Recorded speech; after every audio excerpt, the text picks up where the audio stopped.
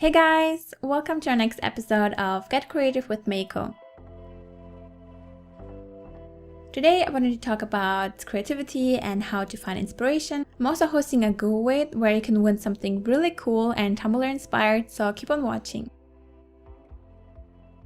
A lot of you guys have been telling me that you think you're not creative enough and that you wish you would be more talented. And it seems like everyone thinks that being creative is a gift, something you either have or you don't have. But guess what? It's not entirely true. According to a study, creativity is 85% a learned skill. So it's kind of like a muscle you need to train so it gets stronger. So regardless of how untalented or uncreative you think you are, there's hope. According to a writer and blogger Maria Popova, creativity is the ability to connect the unconnected, the melting of existing knowledge into new insights about the world around us. So whenever we get stuck, we always think that we are so untalented and uncreative that we just suck and we're hopeless. Because if we were talented and creative enough, we wouldn't be so bad or we wouldn't have such problems with it, right? No, as everything in life goes through phases, creativity does the same. You guys always ask me how I am so creative, but you don't realize that most of the time, probably 80% of the time, I think about ideas or work on something. 80% of the time I'm frustrated and really think, oh my god, what I'm doing. Because being creative is not just about having off-the-wall ideas and just letting your imagination run free. Being creative involves a lot of outside-the-box thinking, connecting dots and connecting things that are already there and thinking from different perspectives. And this is a lot of stress and work and frustration, of course.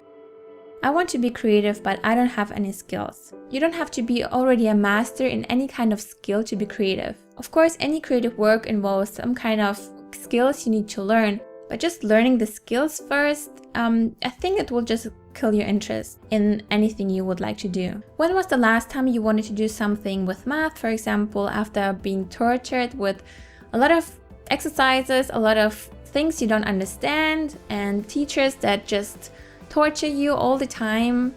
I believe all you need is just interest and passion for the work itself. Because if you want to be good at something and be creative, you would just start doing it and then learn everything along the way. Because if you want to sing, you just sing. And if you sing totally horrible, you will eventually learn because it's something you really enjoy.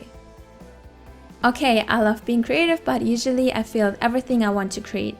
You might have heard about this quote before, but you're not failing. You are just finding out what doesn't work.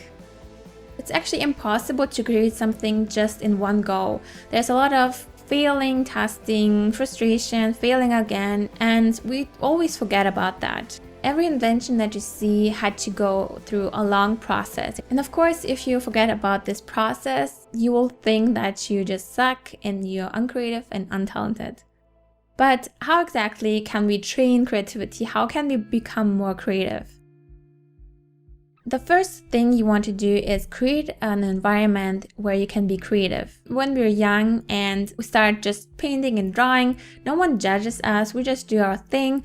And after a while, we kind of start being scared of judgment and being not good enough. And yeah, we just lose the passion and just worry. That's why it's so important, especially now, to create an environment where you can be relaxed and inspired and just totally in the zone.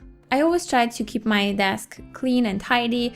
I have a cup of tea or coffee, I have candles on, or I just listen to music. And to inspire you even more, you can also add artworks from your favorite artists to your wall. For this reason, I partnered with Society6 that empowers thousands of independent artists to profit from the sales of their artwork. On this website, you can select from gallery quality art prints, Tapestry, mugs, phone cases, and to so many other amazing products. And what makes it great is that you actually support the artist by purchasing his or her artwork. And at the same time, you support the whole community of independent artists. And I believe that every artist should support each other.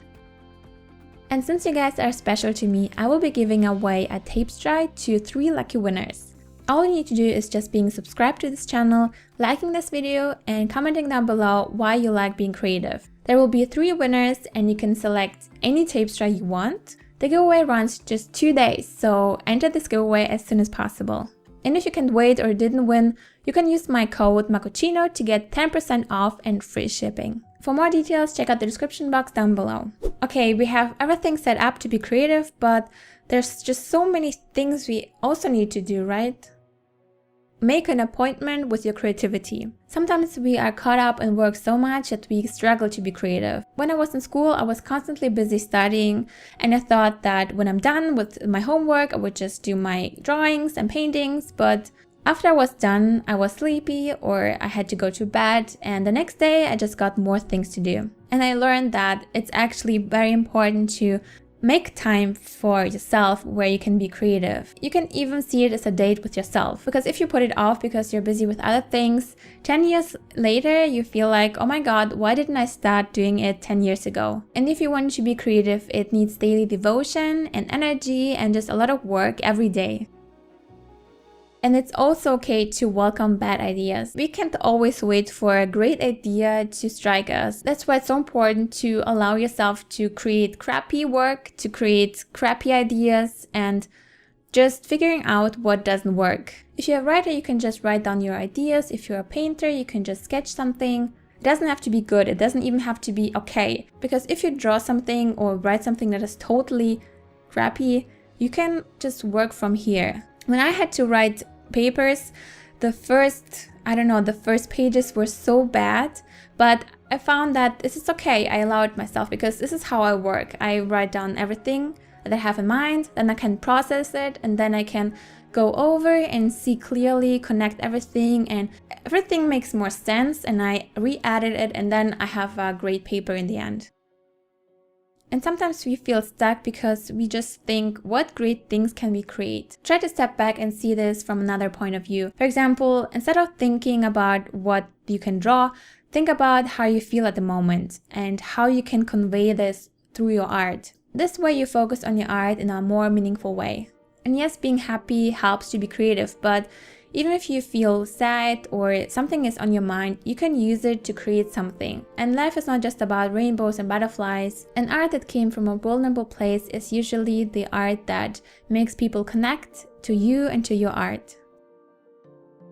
What you can also do is just experimenting and trying new things. Maybe you haven't tried out another medium yet or another art supply. Take pictures instead of painting. You can also try out new food or music. It really does something in you because sometimes we are just so bored because we do everything the same way, and adding something totally new makes you somehow more excited again. I don't know, it helps me a lot. You can also sign up for art classes. This way you have a fixed time where you can be creative and there's no excuse. Another great way to come up with new ideas is just simply by restricting yourself. Sometimes we have too many options that we feel too overwhelmed and paralyzed to do something because we have just too many options. So try limiting your tools and options to create something and see what you can come up with. Because if we have less options, it just gives us an opportunity to be creative and to come up with new ideas. I know it's normal to feel super lazy when it comes to exercising, but after starting going to the gym regularly, I noticed how much of a difference it makes to my physical but also my mental health and just my well-being. I've also read that physical movement really does help our creative thinking. And for me, it's the case. If I haven't exercised for a long time, I just feel crappy, unhappy, uncreative, and just so stuck. And I know if that happens, it's just because I haven't exercised in a while and I just stop everything and go to the gym. And it helps me so much, you have no idea. And while you're outside, try to look at everything you see. I personally, whenever I go outside, I always see some kind of patterns on colors or just things that are interesting, and I always take pictures of it or I forget it. You can keep it on your phone or create a Pinterest board and just put everything inside, and you can just go back to this catalog of things you find inspiring and look at it and see if you can come up with something from that. And after a long day of being creative, even if it was super successful and great, at the end of the day you might feel stuck again and uninspired. And Salvador Dali said that all of my ideas come through my dreams. So if you feel stuck again and just frustrated again, stop, take a nap or do something else instead, and then come back with a fresh mind and see if you can come up with something else or if you can improve something. Because if you just work too much on this project, you are just too absorbed in it that you can't see anything clearly anymore. I really do hope this was helpful to you guys. And if you have any other ideas and tips and tricks you could add to the list, please comment down below and let us know. Don't forget I have a giveaway going on, only 2 days. Thank you so much for watching, guys. Have a wonderful day and see you next week. Bye!